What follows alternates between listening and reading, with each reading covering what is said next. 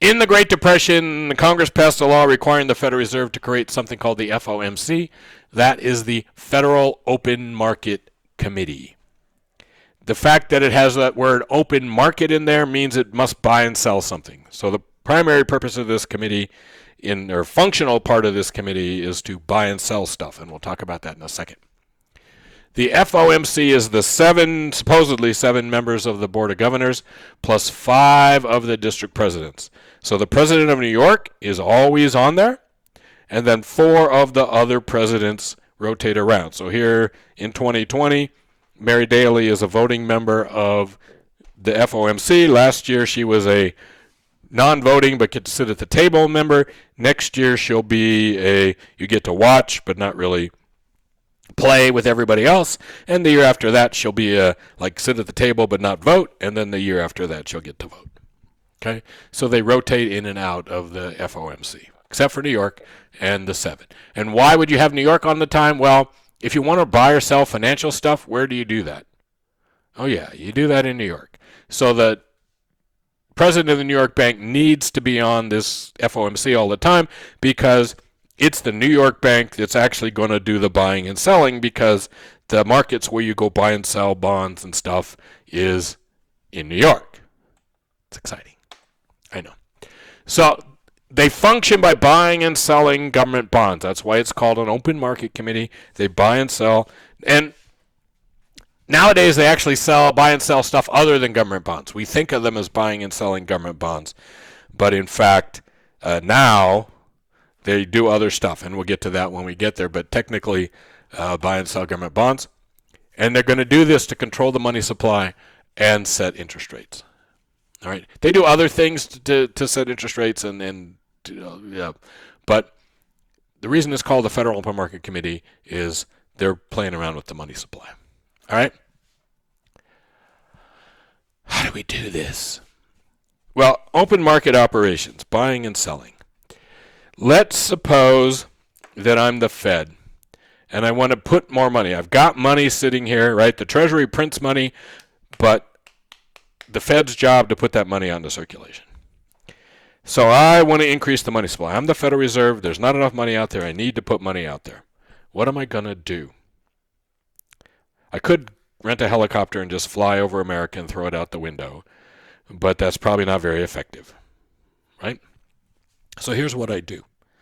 There's people who own bonds, and those people are earning some interest from the Treasury, and they're waiting, and when their bond will mature, then they're going to go get their money back from the Treasury.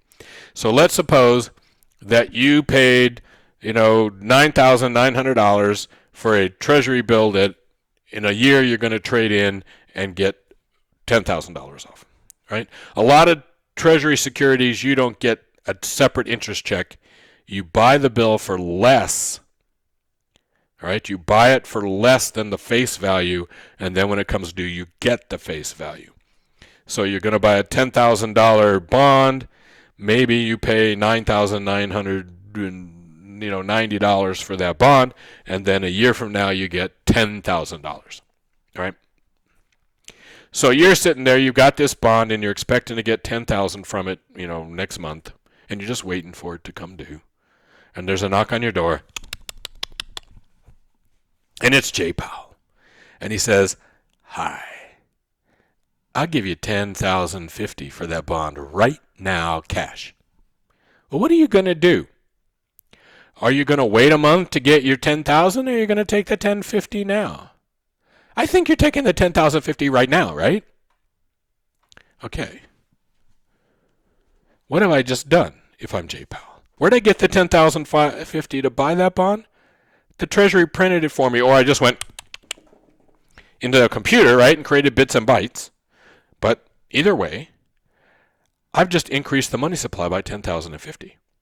Every time the Fed buys a bond, it's taking new money that's not in circulation, and it's giving it to somebody who can now go out and spend it. So the Fed can increase the money supply by buying bonds. And again, it used to just buy government bonds, now it buys other kinds of bonds. We'll talk about that in another chapter. Okay? But that's how we increase the money supply.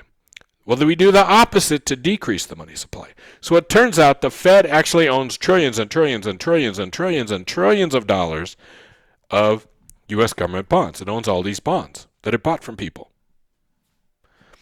How do I decrease the money supply? Well, I find somebody who wants to buy a bond.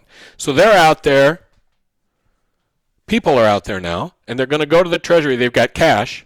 So I have, $9,990, and I'm going to go buy a $10,000 bond from the Treasury.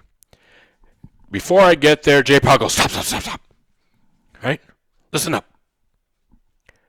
I will sell you that $10,000 bond. Right? You were going to pay $9,990 for it. I'll sell it to you for $9,980. Well, you're like, that's a deal. Am I going to get in trouble? No, I'm the Fed. So instead of paying your $9,090 to the Treasury, who's just going to give it to the government to spend, you pay your $9,980 to the Fed, and they just go shred it. Now we've lowered the money supply by $9,980. So we increase the money by buying bonds, and the Fed decreases the money supply by selling bonds. Hopefully that just made sense. Okay, so the Fed has other tools, and we'll talk about these really quick now and then more over the next couple chapters. But banks, we already talked about the fact banks can go borrow from the Fed, right? A bank can get a loan from the Fed. Well, the interest rate that the Fed charges is called the discount rate. So if you go to the window and you get the discount rate is, except during really serious financial crises, the discount rate is what they say symbolic. People don't actually go to the Fed and borrow money. It's like going to your mom. You don't go to your mom and borrow money if you can avoid it because your mom, right? She'll make you feel bad about it for a long time even after you paid it back. So people don't generally go to the Fed to borrow money. They do that only during really, really bad financial times. So 2007, 2008, 2009, there were banks that were going and borrowing from the Fed, but normally, zero. Okay? Banks borrow from each other, and for very short term, like overnight. And the Federal Reserve controls that interest rate. It's called the federal funds rate.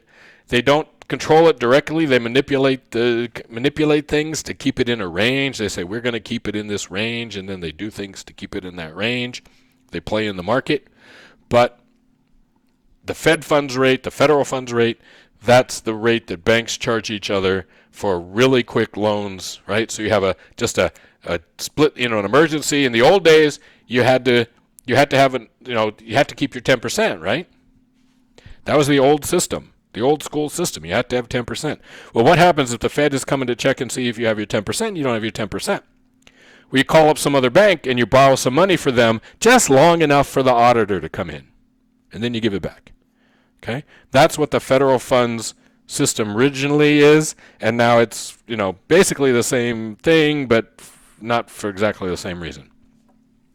The most important thing the Fed does right now is pays interest on reserves. So if the Fed, and right now in May of 2020, the Fed is paying, 0.1%. They're not paying very much on reserves. Okay? If the Fed wants banks to slow down and not make loans to other people and just hold on to their money, all they've got to do is raise the interest rate on reserves. And the higher they raise the interest rate on reserves, the less lending banks will do. They just put the money with the Fed, it's all safe, and they'll just sit there and earn their interest. Okay? When the Fed lowers it like it is now and lowers that interest rate on reserves, then that encourages banks to go out and try to find other places to use their money. Okay? So by changing the interest rate on reserves, the Fed's changing how banks function. To this over the next couple chapters. All right, the last thing, and there's a lot of stuff stuffed in this chapter. It's like there's a lot of stuff stuffed in this chapter. The quantity theory of money. This is a really old theory. The ancient Greeks knew it. We know from the writings of ancient Greek philosophers that they got this. So it's thousands of years old. This theory's been around in various forms. Okay? How do we have $20 trillion GDP if we only have $5 trillion in money? Let me say that again. If we only have $5 trillion that we can spend, how do we spend $20 trillion? Good trick. Well, the answer is pretty simple.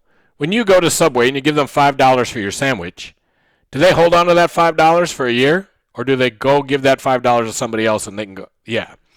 So money doesn't sit around. It's not idle. Money goes from one person to another person right? It goes from a person to a business to a person to a business to a person. Okay? Money moves around. That movement of that money from place to place is generically called the velocity of money. You like that? Velocity of money. Technically, the velocity is the average number of times each dollar is used in a year. The average number of times. So, just without doing the details, we'll do the details here in a second, but if we got $20 trillion in spending with $5 trillion in money, we must have used every bit of money 4 times, right? 4 times 5 equals 20? Yeah. So our velocity must be about 4. So V equals GDP divided by M. So I take the GDP, I divide by how much money we have, which is really 21,534 divided by 5, right, is 4.22. So the velocity of money, the M1 velocity of money is 4.22. Is that exciting? Okay. You're going, why do I care? Well, look at that thing I just wrote. V equals GDP divided by M, right? We took the 20 divided it. We can do algebra on that. I know that's exciting to you. And we can show that GDP equals M times V. Do we get that? So if I take the amount of, if somebody tells you velocity is 4.22, and you know the amount of money is 5098, you can figure out what GDP is, right? So if you don't know the velocity, but you can take GDP and the money supply to find velocity, but if you know the velocity, you can take the money supply and velocity and find GDP. Okay, we good? All right. We can also calculate GDP by multiplying the quantity of things we buy times the price, right? That's the official way we calculate GDP. We go, hey, we sold all these cars. This is the prices of those cars. That's how much money we have. That's what GDP is, right? We sold these cars. We produced these cars at this price. That's GDP, which means that GDP is price times quantity is PQ, where P is the price level and Q is real GDP. In your brain, you should be going, that graph, that aggregate demand, aggregate supply graph we just did, that's P and yeah, exactly. This GDP equals price times quantity, PQ, price level and real GDP. This is the aggregate demand thing that we just did a chapter ago. Okay? Everything's connected in the great circle of life. All right. So the quantity theory of money, we just learned something. Visualize in your mind. GDP equals M times V, and GDP equals P times Q, which means M times V is also equal to P times Q. We call this the equation of exchange. All right? Now I use Q. Your book uses Y, and why I didn't change this to Q is just, it didn't feel like it. Okay? So MV equals PY in your book, MV equals PQ in my world. In the next chapters, I'm sure I'll switch back to Y just because. But I don't like Y. Don't ask me why. M times V equals P times Q equals GDP. That's the equation of exchange. Okay? This is the quantity theory of money. So M is for money, V is velocity, P is the price level, Q is real GDP. Okay? M is the money supply, V is velocity, P is price level, Q is real GDP, or Y is real GDP. Ready? It's exciting. Now you're like, oh, why are you doing this to us? Wait. It gets exciting. All right. So let's take our equation here. And just assume V is constant. V doesn't change. V is fixed. And assume that over time, Q just goes up slow. What's that mean about M and P? If V doesn't change, and Q is just going up slowly, or basically doesn't change either, then whatever happens to M has also got to happen to P. Let me say that again. With V constant and Q just basically going up slowly, whatever happens to M is also going to happen to P. If we see what the money supply is doing, we should know what prices are doing. Oh my goodness. This theory says the money supply is what makes prices move. So if the money supply goes up, the price level will go up. If the money supply goes down, the price level will go down. Ooh. Okay? Yeah, I know. It's exciting. M and P are tied together. The money supply and the price level are tied together in this theory. Okay? Which has its assumptions, and we'll talk about that. So this theory says that changes in the money supply cause changes in the price level. Now, obviously, you're probably already going, how about, yeah, there's a million how-abouts about this thing, and yeah, we'll be back. Talk about this a lot over the next few chapters. Okay, so this dude here is a guy named Milton Friedman. I only met him a couple times. I didn't like him. I didn't think he was a very nice human being, but many people revere Milton Friedman as like a guru of gurus. Milton Friedman said that MV equals PQ would one day be thought of like E equals MC squared, that it would be an equation that would define economics, and it's a universal equation that is like a principle of basic physics. I don't think so, but Uncle Milty said it. Other people certainly believe it. I had, when I was in grad school, one of the other grad students was just an absolute Friedman fanatic.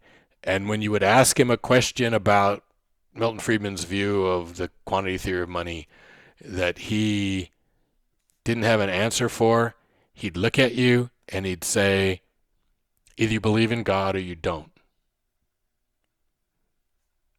So people get very excited about this stuff. So Milton Friedman there's stuff about V, it's more complicated, but basically, V doesn't play a role in this, V is constant. And he says, look, I agree. If there's too much money in the system, you're going to get inflation. And the way to stop inflation is to keep money supply from going up. That's Adam Smith, right? Adam Smith believed that same thing. So this is nothing new and exciting. But then he's going to add something to this. He's going to say, what if in your economic system you don't have a really competitive economic system, and when prices just don't go down, right? Prices only go down slowly. Prices are sticky. He doesn't use the word sticky, but you can see this sticky prices idea that's going to really play into economics, and it's coming out of Uncle Milty here. He says, what happens if prices just don't go down that much? What if P only goes up?